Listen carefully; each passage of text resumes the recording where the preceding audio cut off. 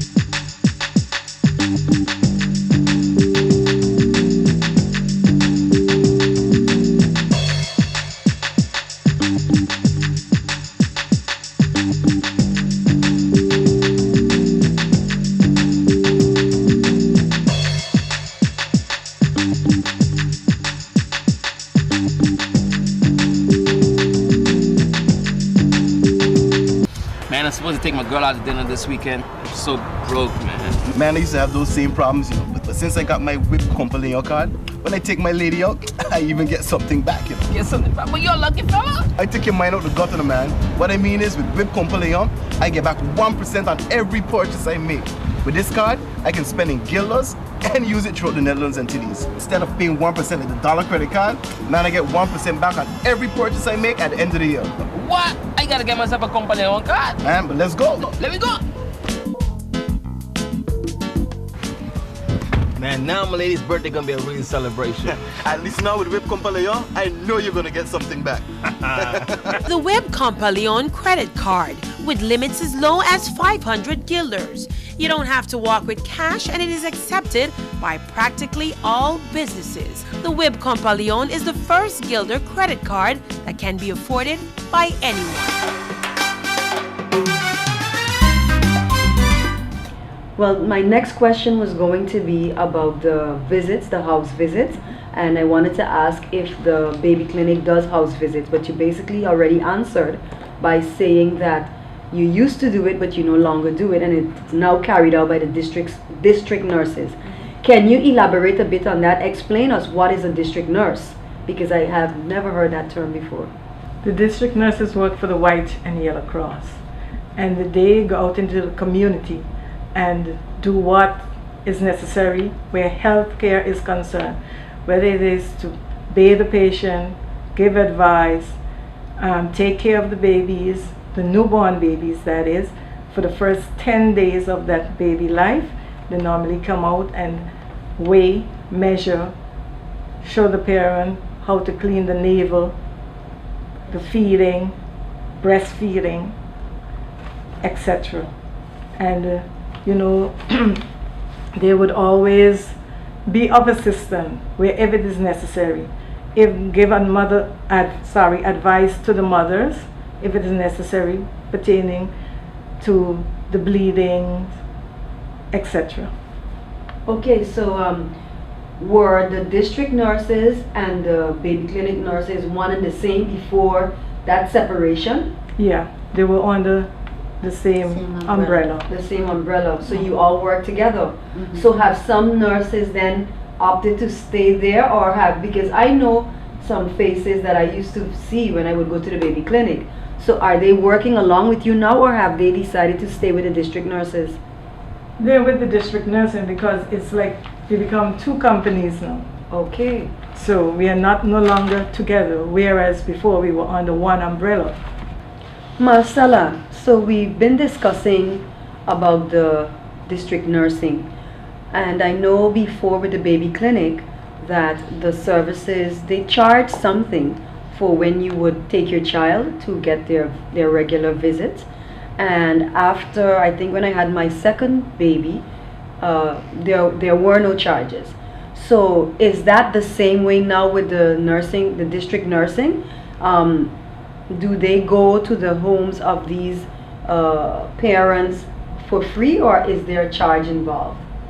The district nursing, with the home care of the mother and child, there's a charge involved. Exactly how much, I'm not too sure, so I really do not want to quote it, but it's the matter for 10 days that they look after the mother and child with all the amenities of explaining the breastfeeding, feeding, bottle feeding, etc. But at the baby clinic, we have no charge. It's all free of charge. Okay, but so has that type of service then has there always been a fee for it? Even before there was the district nursing then? Yeah, we once had a charge in the baby clinic, but since the government took it over, there is no charge, absolutely. It's free of charge. So all you have to do is bring your baby, bring your book, and come over. If you're from another island and living on St. Martin, we do need to see the documents, what you had, if the child had any vaccination at all. Okay. Sabrina, you wanted to say something concerning the district nursing or the charge that's involved now? No, as Marcella said, Okay. we wouldn't know the price. Right. The clinic charges, of course, are free of charge for all that side residents, because we have to say that part.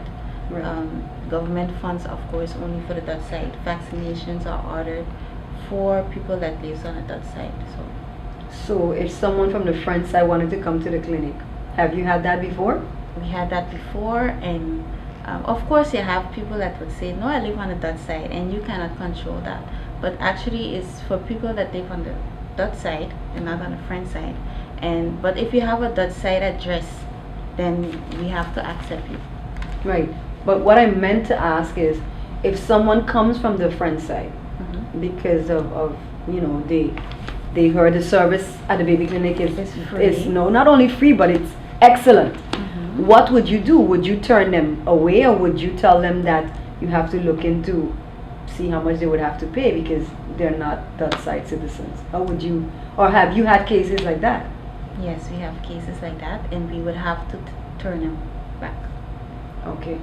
So if they're living on the front side and the child is started their vaccinations and everything, then they continue on the front side. So we do not have a specific fee like, oh, if you're coming from the front side, then it's this price for this vaccine and this price for consultation, because we're not allowed to charge anything. So. Okay. Miss Richardson, you wanted to say something? No, I was just wanted to put in that input that we are not allowed to charge nobody nor take no money from nobody at all. Yeah, because it's a free service. Okay, you just talked about vaccination shots, and I wanted to know how do you keep up to date basically with that? Because you said before that some parents do fill in the consent form, others just come in because they hear about it word of mouth. How do you, or how would you go about keeping up to date with those persons who have never come in to you then? Because does the pediatrician also offer the shots? Can they also go to the pediatrician for the shots? Yes, of course. They can go to the pediatrician. Dr. Finger does quite a bit of it. Dr. Spencer also does some. Okay. And I think there might be one or two three other family physicians that take part in the vaccination program. So that would be Dequette, Spencer, I think is the one Datama, I don't remember. But it's 3 or 4, and then the pediatrician. Okay, so that means you said the vaccination program, so which means that they pass on all of the information to you after. Yes. Okay, good. Because of course those kids that they vaccinate are going to go to school, and we take it over then from 4 to 17. Youth health cares visit all schools and vaccinate the kids for the shots that are given at 4 and 9 years. So okay. We've talked so much about different issues pertaining to baby clinic. So now I want to go in to asking what are the specific tasks of the baby clinic. So what do you do on a daily basis at the baby clinic? Here at the baby clinic, when the child first comes to us, we take the whole history of the child. We check if they had any shots, if they are new babies. We normally examine them physically. We check for any deformities, things like if they had any extra fingers, any rash on the skin, any sort of abnormalities on the child. And we would advise the mother accordingly if there is anything, what she has to do, if she has to go to the pediatrician and everything. We also do the nutrition care. Nutritional advice, weight check, length. We also promote the breastfeeding with the parents. So we try to do that. Promoting is good because the breast milk is also better than the formula. So if in any case a parent can't breastfeed, then we also give advice on which formula to use in case you have a baby that is more gassy than the other, and also at which particular age you start with solids, of course, fruits and vegetables, and what kind to give. So that is also a part of the baby clinic.